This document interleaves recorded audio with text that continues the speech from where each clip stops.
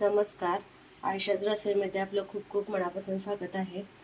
आज मी तुम्हाला दाखवणार आहे बघा गुळाचा चहा. गुळाचा चहा बरेच जणांची तक्रार असते की गुळाचा चहा हा फुटतो त्यांच्या हातून. तर अशा पद्धतीने जर गुळाचा चहा केला तर अजिबात फुटत नाही. तर आता आपण रेसिपीला सुरुवात करूया बघा.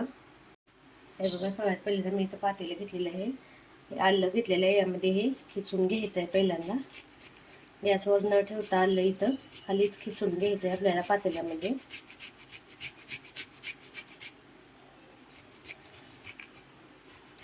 बरेच जण म्हणतात की गुळाचा चहा आमच्याकडून फुटतो, तर अशा पद्धतीने तुम्ही गुळाचा चहा करून बघा, अजिबात फुटत नाही. तर आलं खिसून झालेलं आहे बघा माझं. मी 2 कप चहा करणार आहे, त्यासाठी मी इथं 1 कप पाणी घेणार आहे बघा. त्यासाठी मी हे 1 कप पाणी घेतलेलं आहे, ते यामध्ये मी घालणार आहे. त्यानंतर हे बघा इथे मी देशी गूळ घेतलेला आहे. हे बघा हा देशी गूळ मी यामध्ये घालणार आहे. आपल्याला चवीनुसार घालायचा आहे गूळ. किती गोड पाहिजे आपल्याला त्या प्रमाणात. जास्त गुळाचं प्रमाण झालं तरी पण चहा फुटतो, त्यामुळे प्रमाणातच गूळ घालायचं आहे बघा.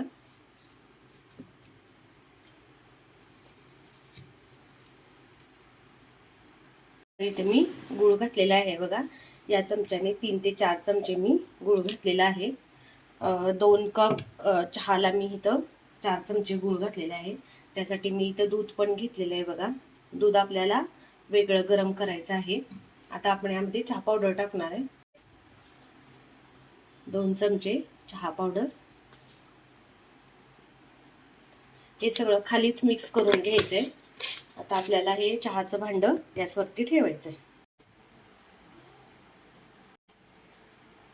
आता मी भांडं गॅसवरती ठेवलेलं आहे.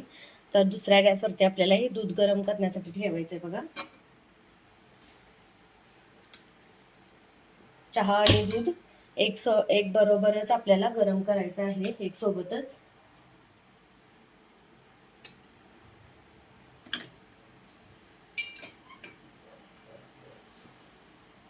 गुळाचा चहा खूप छान लागतो पिण्यासाठी आणि शरीराला पौष्टिक पण आहे. साखरेच्या चहापेक्षा गुळाचा चहा हेल्दी आहे शरीराला, पण गुळ देशी पाहिजे तो. तर हे बघा चहाला पण उकळी आलेली आहे आणि दुधाला पण आपल्या उकळी आलेली आहे. दोन्ही एक बरोबर आपण हे गरम केलेलं आहे बघा. हे बघा दुधाला पण उकळी आली आहे.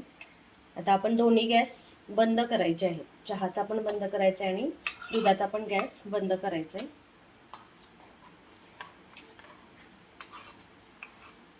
तर हे बघा चहाचा पण गॅस मी बंद केलेला आहे आणि दुधाचा पण गॅस बंद केलेला आहे.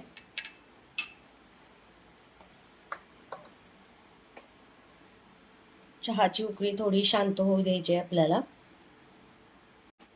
तर आता हे जे दूध आहे ना ते आपण यामध्ये घालायचं आहे. हे बघा आपल्याला किती पाहिजे एवढं दूध यामध्ये आपण ॲड करायचं आहे. त्या प्रमाणातच गूळ घालायचं आहे, नाहीतर चहा फिक्का होतो. आता आपला चहा तयार झालेला आहे, अजिबात फुटलेला नाही. आता आपण कपबशीमध्ये वतून घेऊया. तर हे बघा किती छान झालंय बघा आपला चहा, अजिबात फुटलेला नाही. मस्त असा गुळाचा चहा तयार झालेला आहे. या पद्धतीने तुम्हीही करून बघा, मस्त होतो गुळाचा चहा. तर हे बघा तयार आहे आपला गुळाचा चहा.